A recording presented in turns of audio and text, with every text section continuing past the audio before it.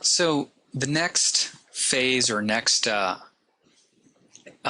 sculptural phase we're going to study runs from the classic to the late Hellenistic periods. And I'm going to lump some of the periods together a little bit. If you are studying in a more advanced class, they actually have some determinations between there. For instance, there's the late classic, and then it goes into the late Hellenistic period. But I'm going to sort of lump them a little bit together so you can look at the timeline I have here and figure it out. So the first piece we're going to start at is actually a classic piece that really dates around the same time as the Doryphorus, and it is by a sculptor named Myron. Sometimes it's pronounced Miron, depending on who your teacher is. And the piece is called the Discobolus, which just means he's the discus thrower. And it is roughly life-size. And remember that the original Greek sculpture would have been made out of lost wax processed bronze. It would have been a bronze original. And so this is a sort of not so great copy. That's a Roman copy, because remember that the Romans copied everything that the Greeks did, at least in terms of their art. And so when we study Greek sculpture, we are looking at Roman copies of the Greek sculpture for that reason. It's usually made out of a less valuable material, for instance, marble or another kind of stone, sometimes even terracotta or clay. And so the sculpture we're looking at, my main thesis for showing you this is to talk about the fact that it's meant to be seen from one point of view. If you look at the diagram on the right-hand side of someone throwing a discus, what you can actually see is that there are several poses or several movements involved in throwing a discus. And remember that the discus throwing would have been established by Pisistratus, the tyrant in 800 BCE who started the Olympic Games. And what we have here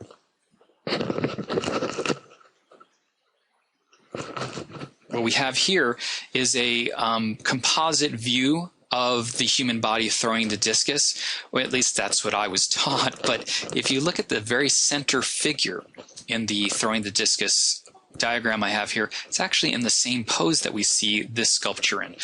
So my teachers taught me that this was supposed to be a composite view of all the different forms that it went through. And that might not be accurate, and you'll have to ask your professor or teacher about that. But the main idea here is that single pose in the center is actually a good pose for looking at the body in a sort of complete and interesting way. And you could put this sculpture against the wall, and it would be a good way of looking at it. My second point or second thesis for showing you this is, even though it's supposed to be of a moving figure, it still is very quiet. It's very subdued. It doesn't really seem to have a lot of movement. It's almost like the moment where the weight is stopped. It's kind of a weight in pendulum just before the kinetic energy releases the discus. So one of the main qualities about classical or high classic sculpture is it's still meant to be seen from one point of view. You might have the idea of potential movement, as in the contrapposto pose. I don't actually think it's a stepping forward the way some people do, but it's also a representation of the movement just before it happens, and it's not a very dramatic movement. We're going to see that that changes as we move into later periods. Depending on what book you look at, and depending on who you study with, this could be considered a late classic piece or a Hellenistic, and I've even heard some people call it late Hellenistic. Hermes and the infant Dionysus by Praxiteles is actually a sculpture that really represents a slight shift or change in the attitudes towards sculpture. And Praxiteles is meant to be a sort of rebel in some ways. He's an interesting character. So I'll start with a story about him. Polyclitus establishes this canon of human proportions that we studied before. And the canon of human proportions is this idea that you can define a certain amount of heads tall, a certain amount of heads wide, and it's fairly heroic proportions. He also establishes using the contrapposto, and even the facial expression is kind of established in the stylization of the facial features or the anatomy of the face. And he did that because he wanted to make an ideal figure. Well, with the case of Hermes and the infant Dionysus by Praxiteles, Praxiteles actually, I can't find the quote to nail it down somewhere, but I believe Jennifer Tobin talks about it in one of her books or her series for the Learning Company. He said at one point, whereas Polyclitus wanted to make the ideal canon of human proportions, I will make the most realistic portrait of the human form. And I think that's kind of true. We're moving towards mimesis, towards naturalism that Ernst Gombrich, the art historian, has discussed before. And so we see a more languid pose, a more realistic pose, and more sort of a complete S-curve running through the body with the weight really shifting through the figure. We also see a true counterpole poise with the head turned one direction, the torso turning another direction. And there's also an element of emotion in this sculpture that and it relates to the iconography or the story, and we'll talk about that in a minute, but we can see these two figures regarding each other in some ways. The baby, which has very naturalistic or realistic proportions, and if you look at other figures of children from the earlier periods, they always look like Mini-Me from Austin Powers or something, and this is actually very realistically proportioned.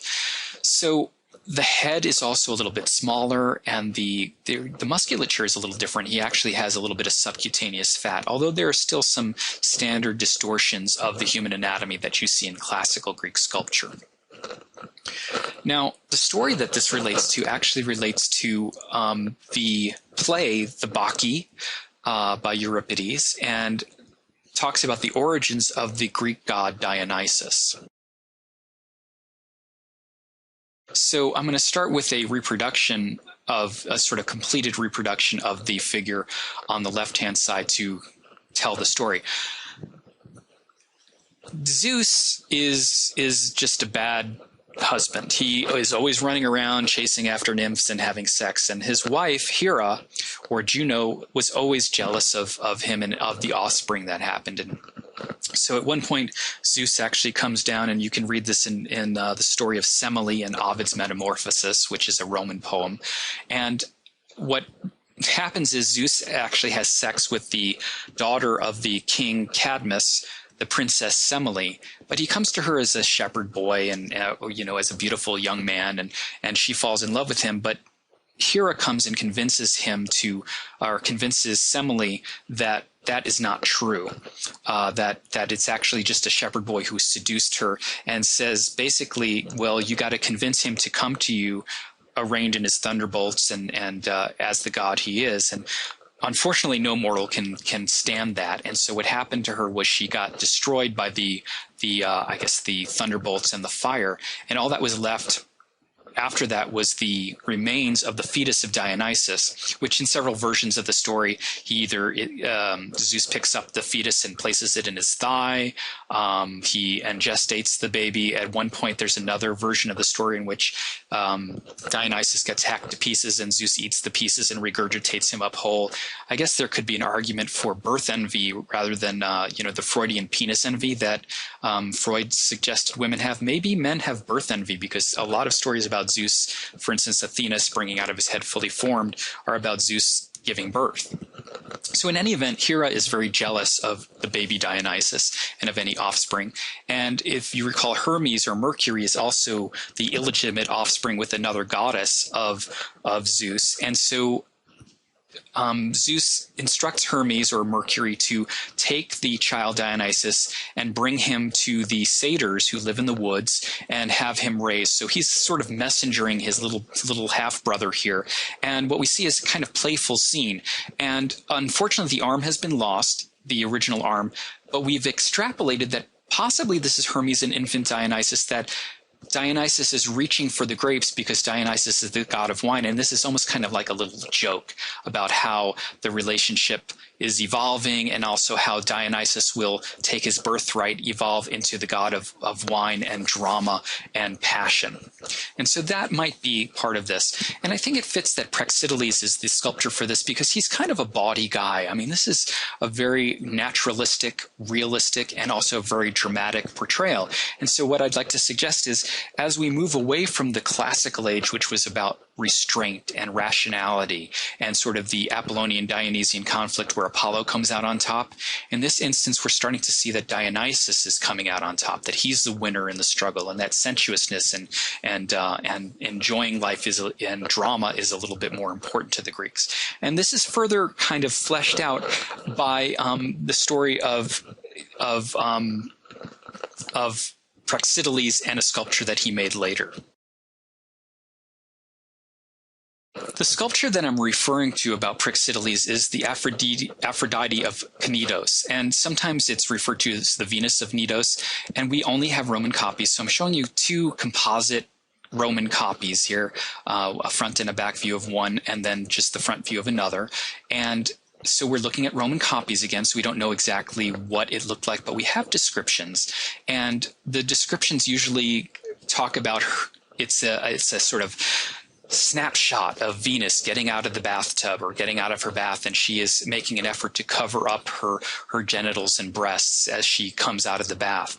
And we also know that Praxiteles made this actually of his lover, of his girlfriend, and so that's kind of an interesting little element that's added on to this. And so the story is that the people who saw this at the time were absolutely shocked by the fact that they were showing a nude female form. Remember, we've not seen that before. We've only seen wet drapery on the Acropolis and in other sculptures. So in this instance, we actually see a woman getting out of the bath. And there's actually a little joke that was running around at the time when this sculpture was made that goes something like this, that Venus actually commented, or Aphrodite commented, the goddess, remember, said, "When did you see me naked, Praxiteles?" So it's kind of a funny little story. I hope you're really laughing. Okay, so the next sculpture we're going to look at takes that to the next level, the realism. So let's talk, in summary, the idea is that now we're getting more sensual, more sexual, more dramatic, more realistic. The faces are even starting to show more expression in the late classic and in the transition to the late Hellenistic or Hellenistic periods. This Nike of Samothrace, and you might hear it pronounced Samothrake, and it's not Nike, although the shoes are Nike and they're named after Nike, the goddess of victory, or the allegory or winged victory. This Nike of Samothrace was actually to commemorate a war in which, basically Samothrace defeated another region and came out on top. And so we have a victory figure of winged victory on the prow of a ship, and she is sort of alighting on the prow of this ship that led the Samothracians into victory. And this is 190, so you can call this the late Hellenistic period or late Hellenistic style. And one of the other things that it kind of represents, and I think this happens in the late classic period into the late Hellenistic period, is there's less of a sort of centralization or localization of the power of arts in one city, because Athens falls around 429 and Pericles dies from the plague, and Sparta takes over for another 30 years as a sort of puppet master. And so we no longer have one city that is in charge of the arts the way we had before. And so this sculpture is made in another city, not Athens. It's in Samothrace, and it represents that kind of victory. Is a very dramatic representation of the allegorical figure or the actual goddess of victory here. And you can recall that there were depictions of Athena as Athena Nike, and in the middle of the Parthenon, she would have been holding a victory figure in the palm of her hand in that large sculpture in the cella.